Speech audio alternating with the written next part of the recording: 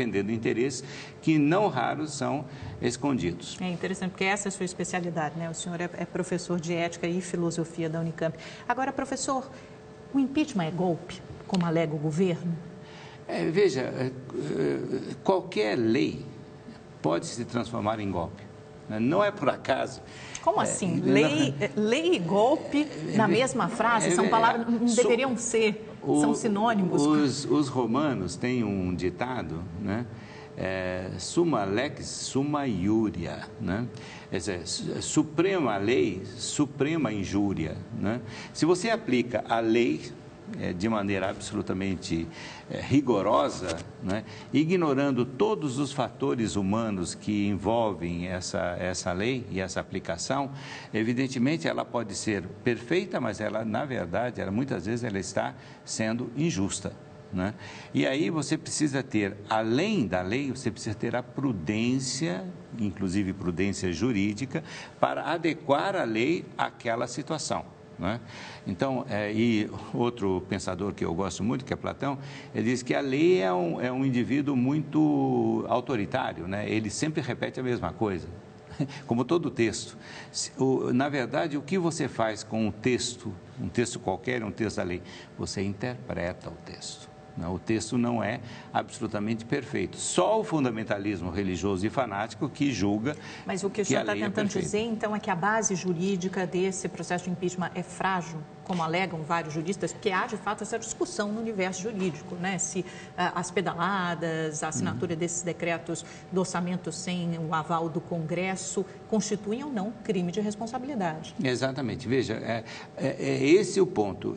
O que é matéria de exegese, de hermenêutica, de interpretação, num processo político cuja tensão é aguçada como essa, se transforma em arma contra o outro. Em vez de você analisar a situação, em vez de você se dobrar em todos os aspectos da questão, você transforma a lei numa arma, né? E essa arma é usada de uma maneira interpretativa. Você interpretou e você diz que aquilo é verdade, né? E o outro é atacado dessa maneira e tenta contra-atacar também dessa maneira. Então, você reduz o debate, você reduz a experiência democrática a um debate puramente formal e, às vezes, chega ao nível da propaganda e do slogan, né? Eu vejo, muitas vezes, até juristas importantes repetindo como uma espécie de mantra, né, a mesma frase, né? Quando não saem dançando com a bandeira e dizendo coisas como aconteceu com aquela senhora Janaína, né? Quer dizer, eu acho que aquilo, para mim, foi uma expressão de descontrole, né? Quer dizer, veja, você tem uma redução daquilo que é complexo e que é difícil e que exige muita prudência, a uma arma de ataque e defesa imediata. Então, como é que o senhor classifica? Como é que o senhor qualifica esse processo? É golpe, não é? É um golpe parlamentar? É um golpe branco? É uma medida de exceção? Que palavra? Ou é um processo de impeachment perfeitamente constitucional e razoável? Como é que a gente define isso, professor? Ou é cedo, ou é a história que vai dizer? Como é que isso vai entrar para a história? Eu acho que não é possível agora, nesse momento, você dizer que é golpe apenas, porque você precisaria também desdobrar todos os agentes de um golpe. Veja, você tem, no golpe, você tem os operadores imediatos, mais visíveis, e você tem interesses que são muitas vezes escondidos e que não aparecem de forma imediata. Por exemplo, não é possível ignorar o peso da Fiesp e dos empresários nesse movimento, né? Eles canalizaram recursos, eles fizeram pressão e eles definiram, inclusive, um parâmetro de ação para parlamentares ligados a eles, né? Por outro lado, um golpe também é alguma coisa que não é feita de momento, ele é preparado. Há uma entrevista importantíssima que eu acho que todos nós devíamos ler e meditar, do senador, do deputado Heráclito Fortes, ao Estado de São Paulo, né? Ele diz, com todas as letras, que durante um ano um grupo se reuniu estabeleceu estratégia para esse impeachment, com coordenação jurídica de pessoas importantes, que foram, inclusive, ex-ministros do Supremo Tribunal Federal, né? E, inclusive, com a presença de alguns elementos do próprio governo. Então, o senhor tem um preparo aí. Exatamente. Então, veja, quando você levanta, né, aquilo que está embaixo do tapete de um golpe ou não golpe, você tem uma camada enorme de interesses que se apresentam. E aí, veja, quando você fala da história, enquanto nós tivermos esse processo se fazendo, vai ser muito difícil você classificar como golpe ou não golpe, mas vai ficar muito claro daqui a uns 10 anos quem foram os principais interessados. Uma pergunta do direito, né? A quem interessa?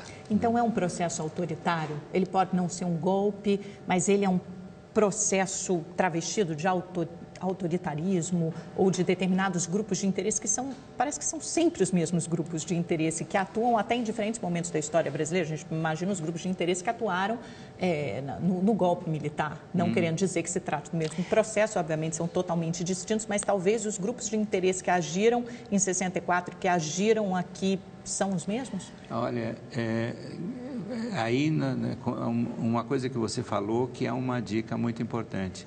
Você falou golpe militar. Não foi um golpe militar. Foi um golpe civil-militar. Porque teve ajuda da sociedade civil. Dos empresários, da grande imprensa, da Igreja Católica, da grande imprensa, etc. E esses continuaram durante a ditadura, auferindo recursos e lucros do Estado.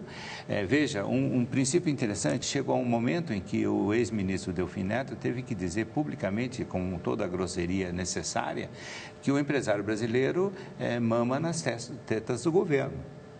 Né? E essa realidade continuou, e aliás piorou. Né? As tetas cresceram e a fome aumentou. Não é? E no caso dessa perspectiva, o slogan que justificava o golpe de 64 era o combate à subversão e o combate à corrupção. E ao comunismo, né? A subversão comunista que estava ali e a corrupção. Ora, a corrupção continuou bela e formosa, né? E é uma bandeira novamente hoje, né? Exatamente. De combate à corrupção. Mas aí você veja, deposição ou tentativa de deposição de Getúlio Vargas, mar de lama. Depois, a tentativa de limpezinha da Jânio Quadros, né? Varre, vassourinha, varre a bandalheira, e a bandalheira continuou cada vez mais forte.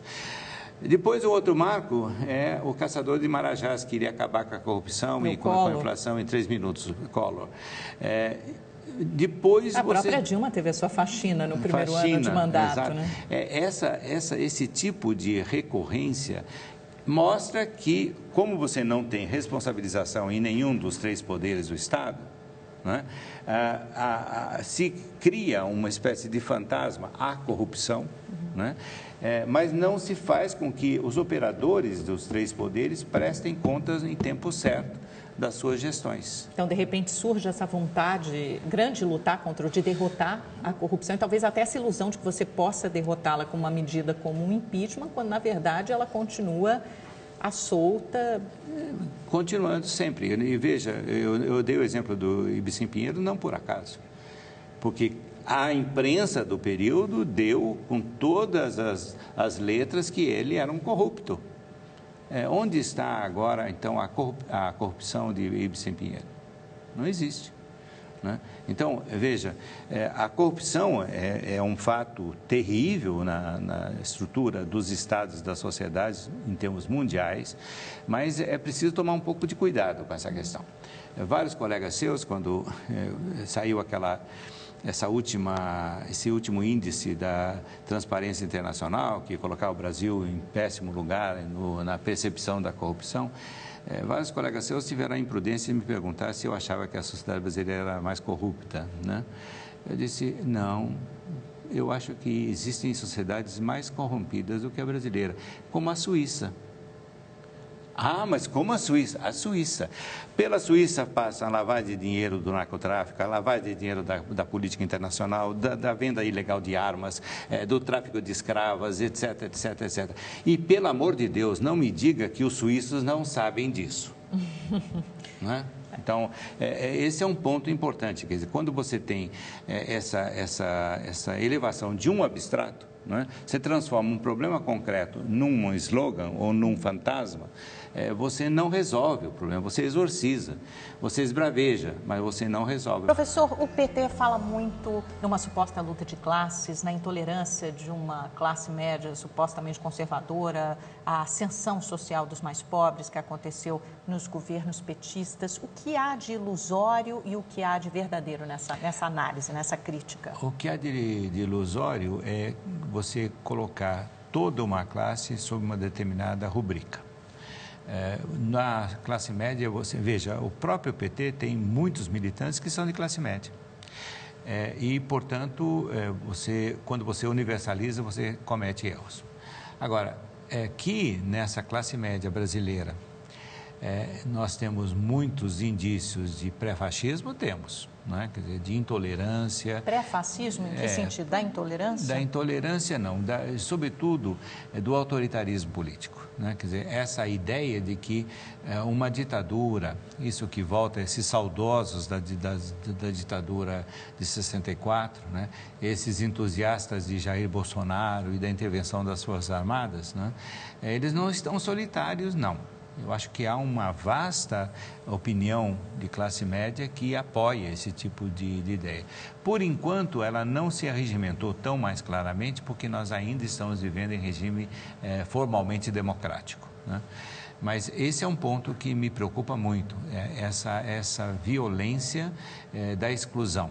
Então, essa incapacidade de perceber a diversidade, o outro, etc. Isso se manifesta, basta olhar nos comentários dos leitores de certos blogs que andam por aí. Você vê que o blogueiro, ele já pinta a situação segundo padrões ideológicos conservadores. Mas os comentaristas, os leitores, enrijecem de tal modo, levando para o plano latrinário, muitas vezes. Né? Quer dizer, o fascismo, inclusive, tem esse aspecto. Né? Ele não vê a dignidade do outro, ele quer a lama sobre o outro. Né? E veja, o uso das aspas, muitas vezes você vê nesses comentários dos leitores, né? Fulano é intelectual, e coloca entre aspas. Né? O Victor Klemperer, que é um grande linguista e analista do nazismo, da linguagem do nazismo, mostrou como é muito próprio do procedimento fascista você colocar as aspas contra o outro. Ele cita, por exemplo, o caso dos jornais e dos teóricos do nazismo que diziam que Einstein era um alemão, entre aspas, e um cientista, entre aspas. Né? Então, quando você quer usar a depreciação do outro, desqualifica o outro, com aspas. Né? Então, isso tem sido usado de uma maneira fantástica aqui no Brasil. Então, me parece que a classe média ela é diversa, ela vai da esquerda até a direita, mas que o setor mais conservador, eu diria, mais pré-fascista dessa classe, ele apresenta traços enormes de autoritarismo. Há uma pesquisa importantíssima do Theodor Adorno, chama-se A Personalidade Autoritária, né? Que é feita justamente com aqueles estratos norte-americanos que tendiam e que poderiam tender a reforçar poderes autoritários e fascistas. O ressurgimento de Trump hoje nos Estados Unidos mostra bem isso. É muito interessante, né? Nos Estados Unidos, que a maior democracia do planeta, mas como o Trump vem consolidando a sua candidatura, e mesmo dentro do Partido Republicano, ele é tido como um candidato ruim, como um mau candidato. Eles não acreditam que possam vencer com Donald Trump e, no entanto, ele tem um respaldo de parte da sociedade conservadora dos Estados Unidos. Veja, você tem o ressentimento. Você acha que o ganho do outro é uma perda sua, né? Então, se você teve pessoas, maior número de pessoas favorecidas, você, em primeiro lugar, você tenta desmoralizar isso, né? Em vez de Bolsa Família, virou Bolsa Esmola na linguagem dos fascistas, né? Então, você tenta transformar esse ressentimento e essa intolerância em algo mais duro. Numa depreciação, né? Então, aí você tem esse debate, essas agressões que nós vemos a todo dia. Uma pessoa entra no restaurante, é agredida, e aí, em resposta, cospe no outro, e aí ele que é o culpado, mas o outro que é intolerante não é culpado, né? Então, esse maniqueísmo é muito próprio de situações pré-fascistas ou fascistas. Professor, o impeachment é um instrumento excepcional. No entanto, é a segunda vez que ele ocorre no Brasil em 24 anos. O que a gente pode entender daí? Há uma banalização ou um mau uso desse instrumento? Isso reforça a possibilidade de que ele seja usado novamente com frequência? Qual é o risco disso? O risco, veja, se você não muda a estrutura do Estado brasileiro, se você não implementa medidas urgentes de accountability, de democracia e de responsabilização, evidentemente que esse remédio heróico, que é o impeachment, vai ser utilizado cada vez mais e vai perder cada vez mais a sua eficácia. É bom lembrar lições da história, né? No final do Império Romano, quando as instituições não funcionavam mais, os golpes eram dados por quem tivesse mais soldados, não é?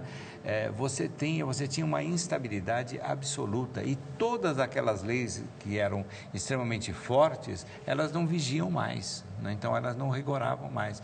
Então, nesse sentido, o que você está vendo no Brasil é a utilização cada vez mais frequente de instrumentos heróicos.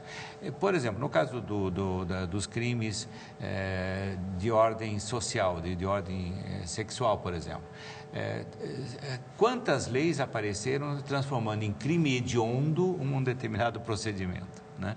Não mudou nada. Quer dizer, essa lei que faz com que o crime deixe de ser um crime normal e passe a ser hediondo, né, não significa nada. É apenas um modo de aplacar o sentimento de vingança de um setor da sociedade. Eu fico imaginando de que forma se dará o combate à corrupção se alguns dos principais acusados pela corrupção continuam no poder ou, por outro lado, até ganharam mais poder. E aí me lembra aquela frase daquele autor italiano famoso, a gente estava comentando aqui no intervalo, Giuseppe de Lampedusa, é preciso que tudo mude para que tudo continue como está. Exatamente. E veja, nesse sentido, eu sempre gosto desse romance, eu adoro Lampedusa. O Gato Pardo.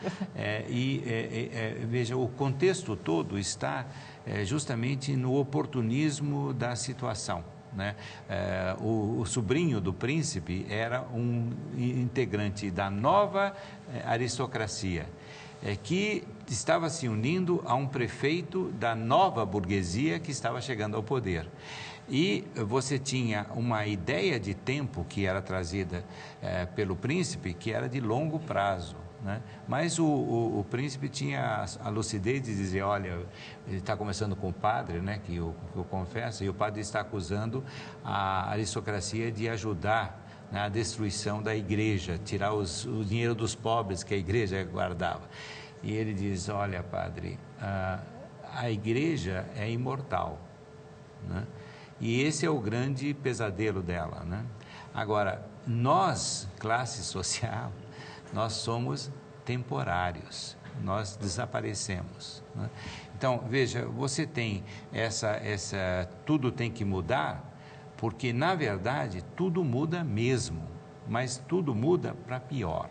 Esse é o ponto. O senhor acha que isso vai acontecer no Brasil? Eu acho que o senhor acha que está acontecendo? Seguindo essa regra, não é? Seguindo essa norma de não atacar os elementos estruturais que fazem do Estado brasileiro um Estado antidemocrático e não responsável na sua totalidade, e eu digo na sua totalidade, porque, veja, você tem no Supremo, semana passada, foi julgado o caso de uma pessoa que roubou um doce e que foi presa.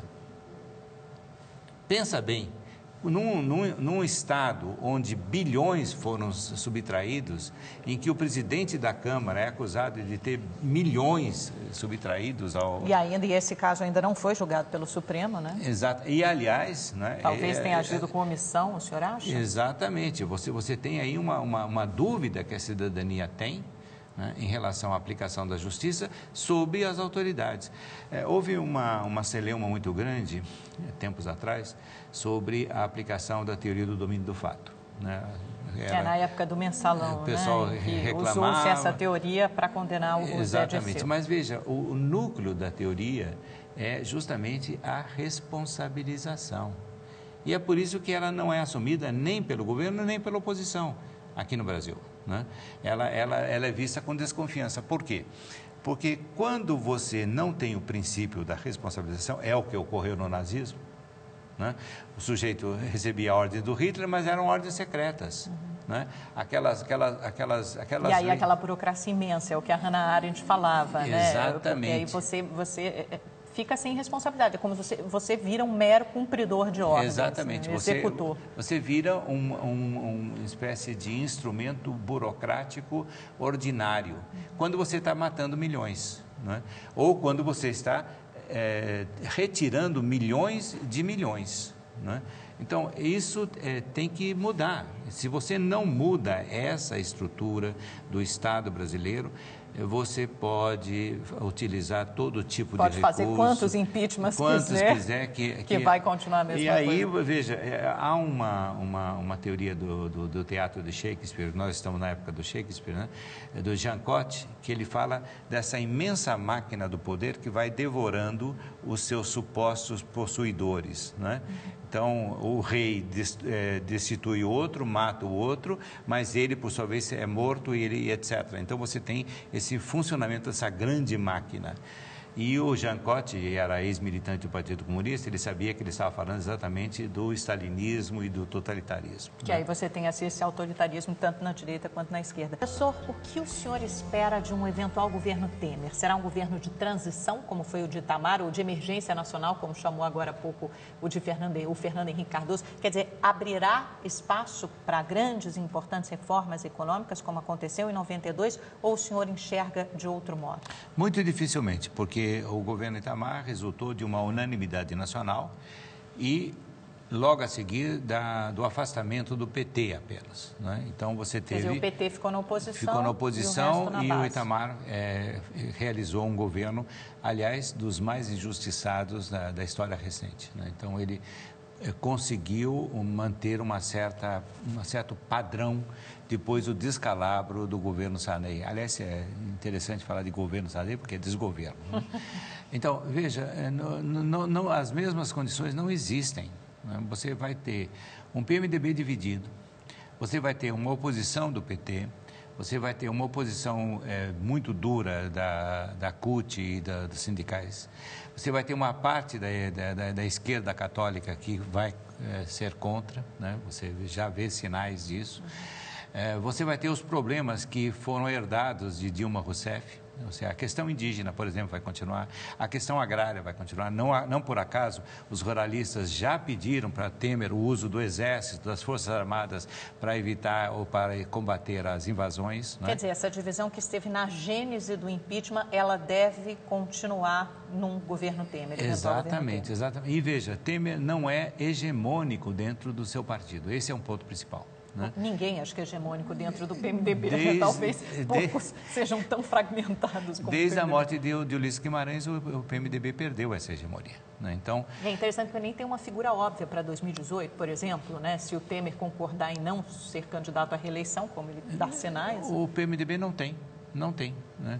Então, veja, eu prevejo borrascas pesadíssimas para o navio do Estado sob a direção do comandante Temer. Mas do ponto de vista da economia não pode ser um alívio?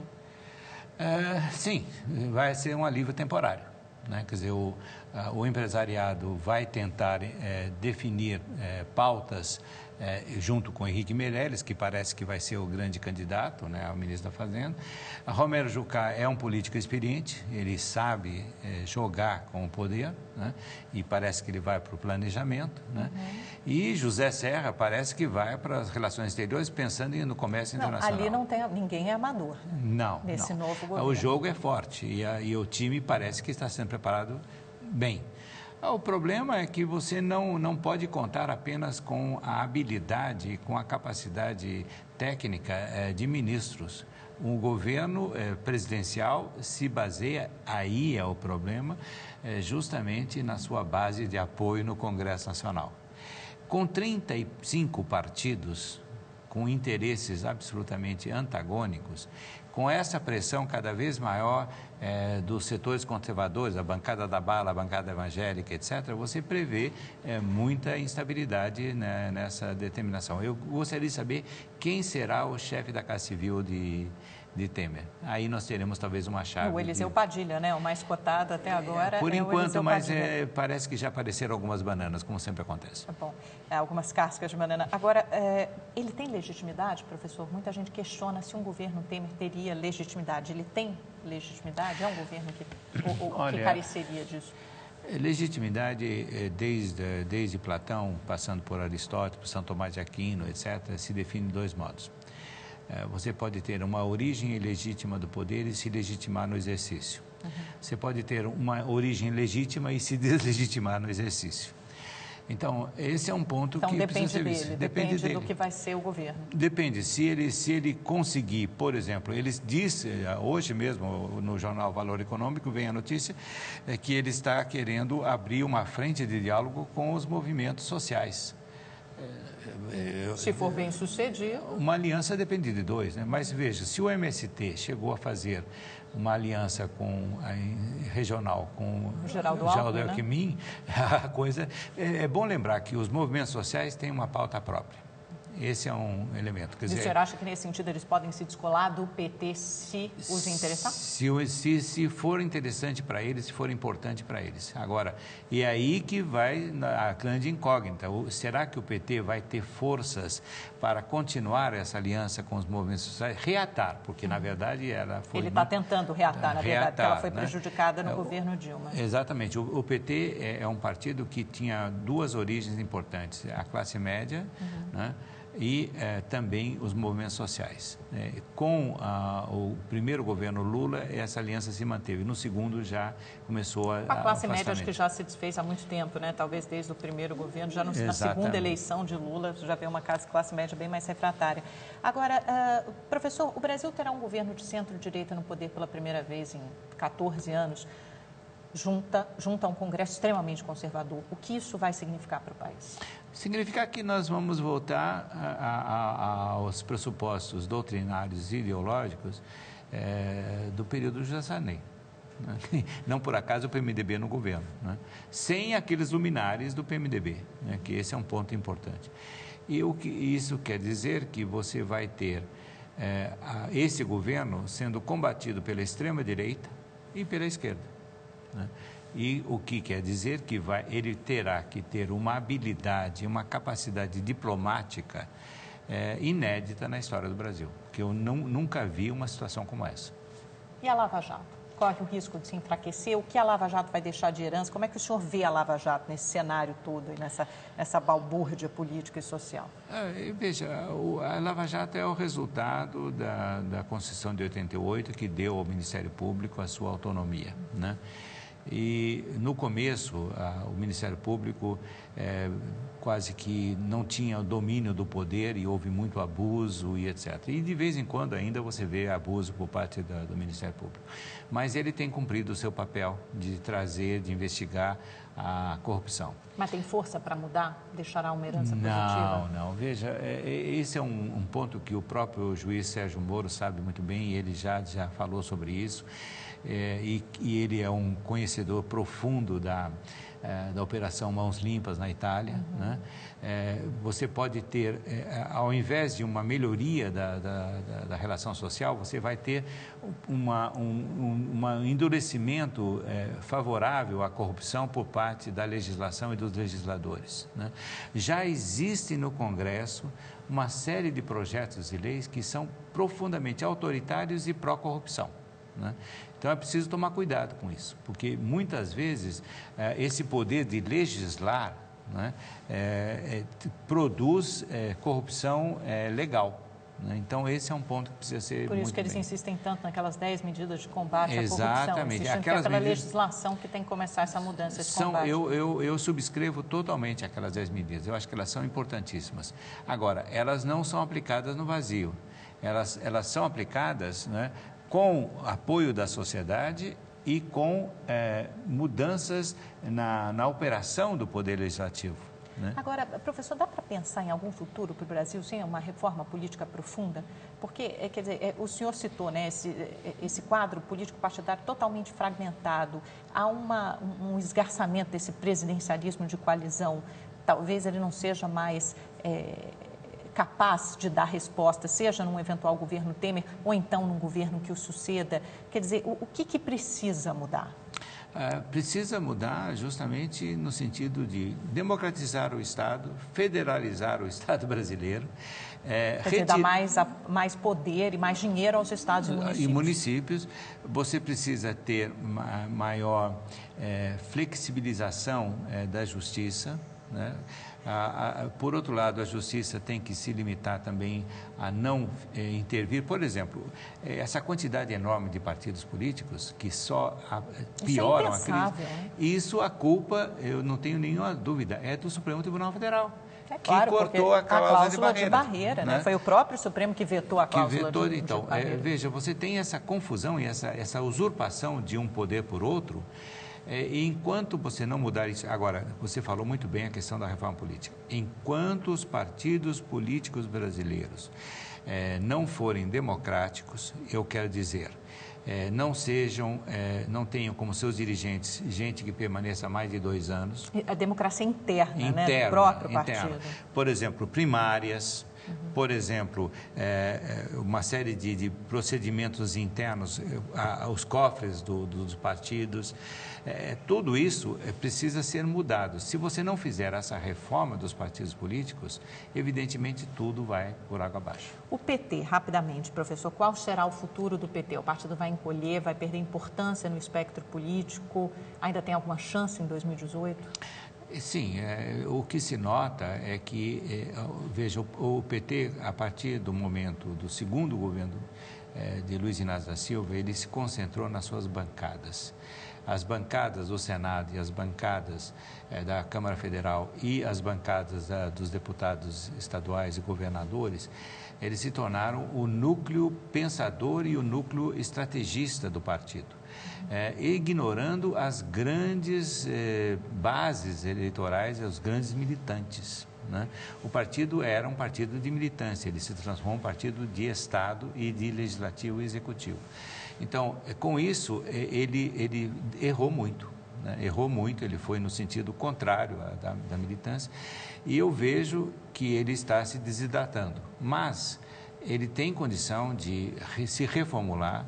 Por exemplo, eu já proponho isso aos meus amigos e inimigos petistas, eu proponho isso faz já 20 anos. Né? Desde que foi necessário mudar aquele programa para adequar a suposta realidade brasileira. A Carta ao Povo Brasileiro. Que resultou disso. Chegada ao poder. O partido não reuniu um Congresso Nacional para ouvir os militantes e para redefinir o programa. Definir uma agenda. E a sua estratégia. Lula está morto ou não? Não. Eu acho que o Lula, por enquanto, e Fernando Henrique, bem longe dele, são os 2 únicos líderes nacionais brasileiros. Nós estamos numa carência absoluta de lideranças. Né? Vai ter um aventureiro em 2018 ou será alguém da política tradicional? Sempre é possível. Veja, quando você tinha aquela situação de caos do governo Sarney, ninguém imaginava que ia aparecer uma pessoa com a performance de Fernando Collor de Mello. Né? E apareceu. Né? E teve a adesão entusiasta dessa classe média mais fascistizante. Né? Então, esse é um ponto. E moralizante, né? Porque não é moral, é moralizante. Moralizante, né? O que é pior, né? É pior, porque usa a moral como pretexto. Né? Acabar com os marajás significaria acabar com a corrupção. Não tinha nada a ver uma coisa com a outra, era um slogan. Né? Então, é possível, aventureiro sempre aparece. Eu sempre me refiro à República de Weimar, a desunião dos setores mais conservadores, mais socialistas da social-democracia e os comunistas, eles eram inimigos e não colaboravam. apareceu uma figura de bigode muito engraçada no começo. E uma profunda crise econômica, né? Um partido esfacelado. Então, é preciso tomar cuidado. Oportunistas sempre aparecem, demagogos também, né? E messiânicos e araque também. O cenário é propício. Professor, pinga fogo rapidamente, só para a gente encerrar nossa entrevista, já estamos estourando o tempo. Eduardo Cunha. Eduardo Cunha, porque eu falei Eduardo Campos, né? Todo mundo sabe que é o Cunha. Eduardo Cunha. Ele é uma rapisódia de golpes. Ele é o golpe a ser estudado, né? Veja, esse é um ponto importante. Se fala muito se o impeachment é golpe e tal, mas a figura de Eduardo Campos é uma rapisódia de golpes. Sérgio Moro? Uma pessoa bem preparada, né? Às vezes exagera no uso dos instrumentos a seu dispor e comete erros que são importantes, mas é uma pessoa que eu admiro. Fernando Henrique Cardoso? Um intelectual que foi afastado pelo seu próprio partido, né? E que agora retorna de uma maneira titubeante, nem sempre dando bons conselhos aos seus liderados. Aécio Neves? Eu não comento. Temer? Não comento, porque não considero uma pessoa importante para liderar uma oposição como a necessária nos dias de hoje. Temer? Um constitucionalista de primeira plana, ele conhece a Constituição como poucos no Brasil. Um político fraco, que não tem hegemonia dentro do seu próprio partido e que vai enfrentar uma tempestade enorme nos próximos anos. Dilma? Uma figura trágica. Lula? Uma figura trágica. Também? Também. Os dois na mesma... Também. Porque, na verdade, veja, a tragédia de Dilma e a tragédia de Lula é a tragédia da esquerda que apostou numa mudança do Estado e da sociedade e não conseguiu. Fracassou. Não fracassou porque, veja, fracasso e sucesso nunca é absoluto, né? Aqueles que imaginam que vencendo o inimigo ele fica reduzido a zero, não. É por isso que nas guerras antigas, quando você vencia, você matava todos os descendentes, né? Para impedir que houvesse uma mudança. Não, evidentemente não há um fracasso absoluto. Professor, muito obrigada pela sua entrevista. É sempre um prazer conversar com o senhor. Para mim é sempre um prazer estar aqui com você. E voltará mais vezes. E a você que nos assistiu, nos acompanhou até essa hora, muito obrigada também pela sua audiência. Tenha uma ótima semana. Pode assistir a entrevista de novo pelo nosso site, nos acompanhar pelas redes sociais. O endereço aparece aí embaixo no seu vídeo. Uma ótima noite, uma boa semana para você e até a próxima.